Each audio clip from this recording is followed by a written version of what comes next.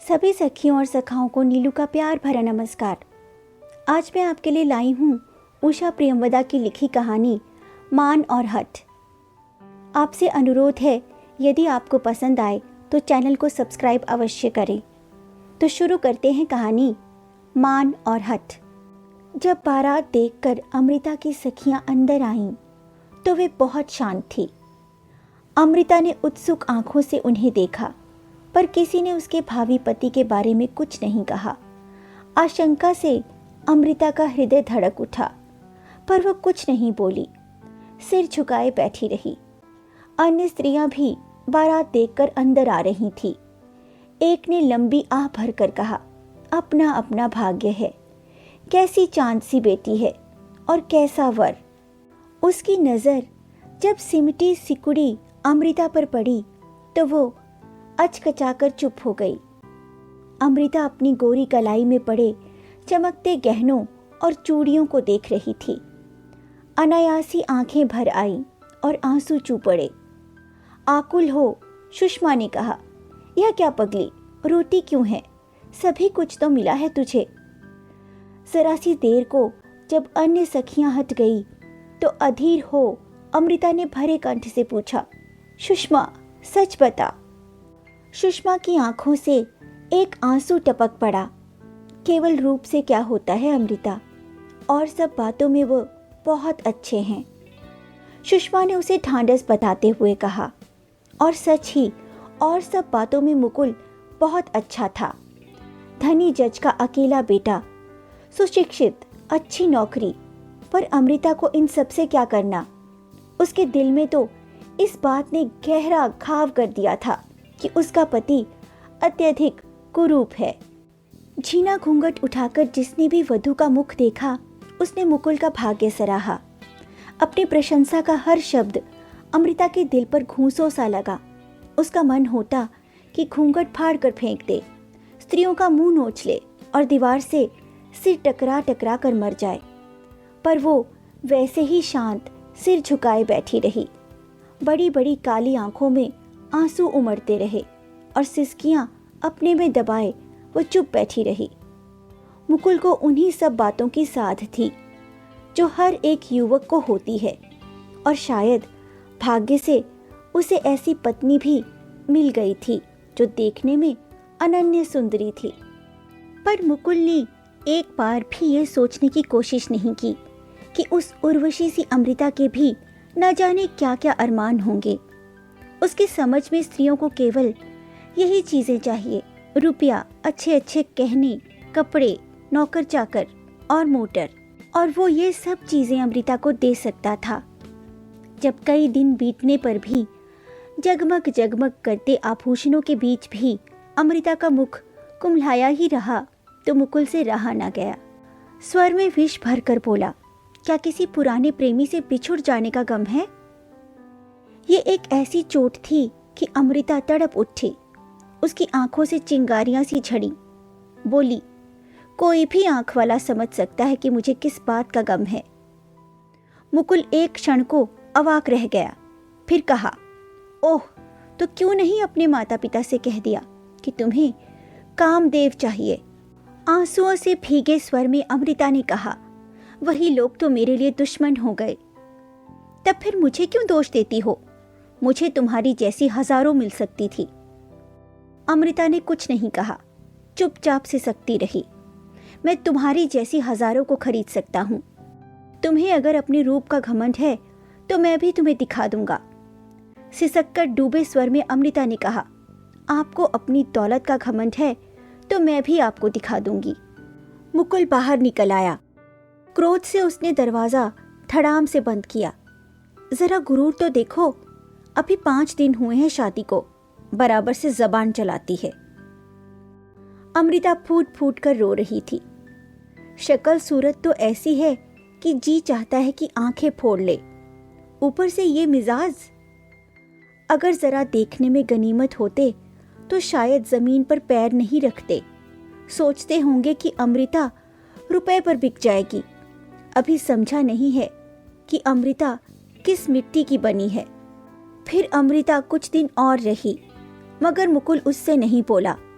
सोचता था कि पतिव्रता स्त्री की भांति वो आकर पैरों में पड़ेगी, क्षमा मांगेगी, पर वो नहीं आई। अमृता सोचती थी, मैं क्यों जाऊं? बात शुरू तो उन्होंने ही की है। यह तो नहीं कि अपने आचरण से अपनी कुरूपता को ढांकने का प्रयत्न करें, ऊपर से धौंस जमाते हैं। एक दिन अमृता चली आई। मुकुल तब भी नहीं बोला और भारी दिल लिए इधर उधर घूमता रहा। सुषमा ने उन आंखों में सघन वेदना देखी। बड़ी पागल है तू अमृता, क्या बचपना कर बैठी? तूने ऐसी बात ही क्यों की? बस मुझे ही दोष दो। ये तो नहीं कि मुझसे जरा सी सहानुभूति दिखाओ। क्या मेरे अरमान, मेरी चाहें कुछ भी नहीं? औरत की चाहें अरमान कुछ महत्व नहीं रखते। ये दुनिया पुरुषों की है, फिर आखिर रूप रंग में रखा ही क्या है? हाँ ठीक है, तो तू कर लेना उनसे शादी, वो तो सिर के बल तैयार हो जाएंगे। उन्होंने कहा ही था कि उन्हें रुपए के बल पर हजारों मिल जाएंगी। सुषमा ने गंभीरता से कहा, तेरा तो सिर फिर गया है, एक दिन रोएगी अपनी किस्मत को। एक दिन क्या, अभी ही रो रही हूं। और जब मुकुल के यहाँ से बुलाने का पत्र आया तो अमृता ने जाने से साफ इनकार कर दिया। माँ खूब नाराज होकर बोली, अजीब लड़की है, हम लोगों की नाक कटवाने पर तुली है। अमृता ने कुछ उत्तर नहीं दिया। तो फिर क्या जवाब दिया जाए? लिखवा दो कि हमारी लड़की आपके घर में जीते जी कदम नहीं रखेगी। दुखी हो माँ बोली, अरे छोटे मुंह बड़ी बात ना बोल, आखिर क्यों नहीं जाएगी? नहीं जाऊंगी, मेरा मन। वाह रे तेरा मन। अब अमृता उबल पड़ी। देखो माँ, एक तो तुम सबने मेरी जिंदगी तबाह कर दी, ऊपर से। माँ की आंखें भर आई। हम लोगों ने तो तेरा भला ही चाहा था। शक्ल सूरत से क्या होता है, इज्जत तो रुपए की ही होती है। तो इसका मतलब है कि चाहे जिससे भी शादी कर दो। मेरे भी हाथ पैर हैं, कमा कर खा लूंगी, उनका रुपया मुझे नहीं चाहिए। माँ ने सिर पर हाथ मारकर कहा, हाय रे भगवान, ये दिन दिखाने से पहले उठा क्यों ना लिया? पान फूल की तरह तुझे पाला पोसा। अमृता झुंझला पड़ी। देखो माँ, मुझे तंग ना करो, मैंने कह दिया कि मुझे नहीं जाना है। मुकुल ने कौर मुंह में दिया ही था कि बहन ने कहा, सुनो भैया, भाभी नहीं आएंगी। क्या? चौंक कर मुकुल ने पूछा। हाँ, उनके यहाँ से खत आया है, लिखा है कि वो बीमार हैं। मुकुल का दिल ना जाने कैसा कैसा सा हुआ। अमृता बीमार है। वो बिना खाए ही उठ आया, आकर सिगरेट सुलगाई और खोया सा दूर देखने लगा। अमृता कितनी सुंदर है, आंखें कितनी नशीली हैं, होंठ कितने भरे हुए, बातचीत और उठने बैठने में कितना आकर्षण, और उसकी वो प्रगाढ़ वेदना, वो दर्द और तेजी। मुकुल ने सिगरेट पैरों से कुचल दी। एक ख्याल काले बादल की तरह आया और छा गया। वो आना नहीं चाहती, मुकुल ने सोचा, क्योंकि मैं इतना बदसूरत हूँ, मैं काला हूँ, भद्दा हूँ, पर इसमें मेरा क्या दोष? मैंने तो सदा ही सुंदर पत्नी चाही थी और मुझे मिली थी। मैं अमृता को सब कुछ दे सकता हूँ, उसे रानी की तरह रख सकता हूँ। अकेला बेटा हूँ, 1100 पाता हूँ। और फिर ऐसा ही था तो क्यों नहीं उसने मुझे शादी से पहले देख लिया? अगर उसे अपने रूप पर मान है तो मैं भी अपने हठ का पक्का हूँ। झुकेगी तो अमृता, वो नारी है, पत्नी है, मैं पति हूँ। पर मुकुल अमृता को नहीं जानता था। बार बार मुकुल के पिता ने बुलाया पर अमृता नहीं आई। हार कर वे लोग चुप हो रहे। मुकुल बार बार उसे पत्र लिखने की सोचता, मगर ना जाने क्या उसे रोक देता। शायद अपने पुरुष होने का आत्माभिमान। दिन बीतते गए। अमृता को लगा कि वो खोखली हो गई है। एक निरर्थकता की भावना उसके मन प्राणों पर छा गई थी। ऐसा लगता कि वो पथ भूल गई है, अब कभी मंजिल तक ना पहुंच पाएगी। कभी अपने विवाह की बात सोचती तो वो दुस्वप्न सा लगता। वो सोचती कि काश ये सपना टूट जाए और वो अपने को वही बेफिक्र अमृता पाए, अमृता जिसे अपने समान ही सुंदर पति पाने का अरमान था। पर क्योंकि वो सपना नहीं था इसलिए नहीं टूटा, वो सत्य था, कटु और कठोर सत्य।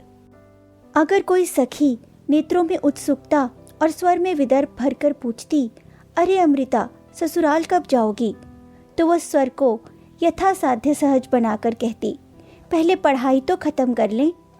धीरे धीरे खबर मुकुल के घर वालों तक पहुंच गई कि पढ़ाई का केवल बहाना है, अमृता आना नहीं चाहती है। समाचार की पुष्टि करती हुई मुकुल की दूर के रिश्ते की बुआ बोली, ए भाभी तुम ना जाने क्यों उस पर फिसल गई, आजकल की पढ़ी लिखी लड़कियां ऐसी ही होती हैं। खैर अब भी क्या बिगड़ा है, मुकुल को हजारों मिल जाएंगी। अरे दूर क्यों जाती हो, मेरी ही देवरानी की चाची की बहन है, देखने में ऐसी कि अप्सरा, काम काज में होशियार, नाचे वो गाए वो। मुकुल की माँ की आंखें भर आई, मुझे क्या पता था, देखने में तो ऐसा भोला मुंह है उसका, और देखो ना मुकुल अलग पीला पड़ता जा रहा है। तब फिर क्या है, मैं कहूँगी अपनी देवरानी से। माँ ने जल्दी से कहा, नहीं नहीं ऐसी बात थोड़े ही है, पढ़ लिख लेगी तो आएगी ही। मगर बाद में उन्होंने जितना इस बात पर सोचा उतनी ही उपयुक्त लगी।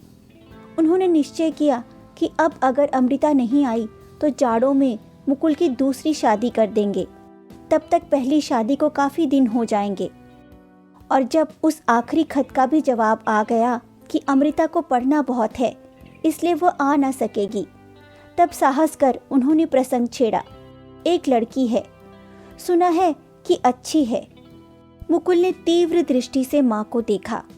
तो क्या, अमृता तो अब आएगी नहीं, बड़े मिजाज हैं उसके, क्या पता था कि ऐसी होगी, उसे भी पता चल जाएगा कि हमारे लड़के के। मुकुल के दिल में टीस सी उठी, माँ तुम भी क्या बेकार की बातें करती हो। और उसके कहने के ढंग में ना जाने क्या था कि फिर किसी को कुछ कहने का साहस ना हुआ। जब अमृता के यहाँ सबने सुना कि वे लोग दूसरी शादी करना चाहते हैं तो सन्न रह गए। अमृता के हठ का ये परिणाम होगा ये उन्होंने नहीं सोचा था। सबने उसे डांटा, समझाया, फुसलाया, पर वो अपनी बात पर अटल रही। वो मुकुल के घर नहीं जाएगी, नहीं जाएगी, कर ले वो दूसरी शादी, और अगर घर वालों के लिए वो भार हो गई है तो वो जल्दी ही कहीं नौकरी कर लेगी। परिणाम ये हुआ कि पिता ने उससे बोलना छोड़ दिया, भाई झिड़कने लगे, भाभियां पग पग पर अपमानित करने लगी। अमृता का मुख पीला पड़ गया, दुबले सूखे मुंह पर आंखें और भी बड़ी लगने लगी, मगर एक आग उसके दिल में धधकती रही। हाँ, गलती उसकी अवश्य थी कि उसने शादी से पहले मुकुल को नहीं देखा, मगर वो कहती भी कैसे कि वो उसे देखना चाहती है। भाई ने कह दिया था कि साधारण है, और फिर मुकुल का ये गर्व, ये मान, एक पत्र भी नहीं डाला, पूरे 2 साल हो गए। अगर मुकुल झुकता तो वो उसे स्वीकार कर लेती, पर स्वयं झुकना उसे सहन नहीं था। इस दृढ़ निश्चय ने उसे एक आभासी दे दी। परीक्षा के बाद उसने नौकरी कर ली और सबसे दूर पूना चली गई। मुकुल को एक क्षीण सी आशा थी, अमृता के पूना चले जाने से वो भी टूट गई। उसे विश्वास हो गया कि अमृता ने उससे नाता तोड़ लिया है, शायद सदा के लिए। एक दिन अमृता को एक निमंत्रण पत्र मिला मुकुल के विवाह का। किसी ने ससुराल से उसके साथ ये क्रूर परिहास किया था जिससे अमृता भी जान जाए। एक आह अनजाने में ही उसके होंठों तक आ गई। फिर अमृता ने वो पत्र फाड़ डाला और सूने नेत्रों से उन टुकड़ों को देखती रही। मंगल घट पर रखा हुआ नारियल, फूल मालाओं से लिपटे 2 हाथ, किसी और नारी का भविष्य मुकुल के साथ बंध रहा था। एक दिन जब पड़ोस के बच्चों का शोर असहनीय हो गया तो अमृता ने मुंह हाथों में छिपा लिया। वो आंसुओं से भीगा था। वह रोज देखती थी कि उस घर की पत्नी प्रसन्न मुख से पति के साथ उसे बाहर तक पहुंचाने जाती है, फिर बच्चों का मुख चूमकर स्कूल भेजती है और 2 बच्चों के मधुर कलरव से घर गूंजता रहता है। अगर कभी अमृता से मिलने आती है तो नन्हा शिशु उसके कमरे में तूफान मचा देता है, मेजपोश खींच कर फेंक देता है, स्याही की दवात लुढ़का देता है, फूलदान में से फूल निकालकर सारे कमरे में बिखरा देता है और माँ के डांटने पर शरारत से हंस देता है। अमृता को यह सब बहुत भला लगता, पर साथ ही एक अव्यक्त विषाद से दिल भारी हो उठता। यह सूनापन, यह अकेली जिंदगी। मुकुल के पत्नी है, बच्चे भी होंगे ही। 8 साल हो गए, पूरे 8 साल। मुकुल पुरुष है, वो अपनी दुनिया बार बार बसा सकता है, पर अमृता, जाड़े की सूनी लंबी शाम। अमृता चुपचाप अंगीठी में दहकते कोयले देख रही थी। एक दिन उसके दिल में भी ऐसी ही आग दधक रही थी, मगर अब वो आग बुझ चुकी थी। बची थी गरम राख। दर्द में उतनी तेजी नहीं थी, मगर अब वो रोम रोम में भिद गया था, नस नस में बस गया था। अमृता ने बाहर नजर डाली। अंधेरे में एक छाया सी थी। निर्जन सड़क पर एक व्यक्ति, भला भटका सा। शायद यह भी मेरी ही तरह लक्ष्यहीन है। शायद इसके भी कोई घर नहीं है जहां ये शाम को जा सके। उस अनजान अपरिचित व्यक्ति के लिए संवेदना से उसका हृदय भर उठा। किसी ने द्वार पर थपकी दी। अमृता ने द्वार खोल दिया और विस्मय से पीछे हट गई। आगंतुक बिजली के नीचे आया। आप? जैसे वो चीख पड़ी। हाँ, मैं ही हूँ, व्यथा से बोझिल स्वर में मुकुल बोला, और उसने एक नन्हे से शिशु को सावधानी से आराम कुर्सी पर लिटा दिया, जिसे वो अपने ओवरकोट से ढके था। अमृता अवाक रह गई। अमृता, मेरी पत्नी मर चुकी है। उसके मरने से मेरे लिए कुछ अंतर नहीं। मैं उसके जीते जी उतना ही अकेला था जितना कि तुम्हारे जाने के बाद से था। मैं जानता हूं कि तुम मुझे स्वीकार नहीं करोगी, मगर ना जाने क्या मुझे यहाँ तक खींच लाया। एक हल्की सी आशा। अमृता एकटक उसे देख रही थी। 8 सालों में वो बहुत बदल गया था। बरसों का बीमार सा, टूटा टूटा, खोया खोया, उदास और बेहद अकेला। उसके दर्द ने उसे एक स्निग्ध, अलौकिक आकर्षण दे दिया था, जिसे केवल अमृता की आंखें ही देख सकी। शिशु रोया और अमृता ने झपटकर उसे उठा लिया, कंधे से लगाया और धीरे धीरे थपकने लगी। दिल में ना जाने कैसा कैसा सा लगा कि आंखों से आंसू चू पड़े।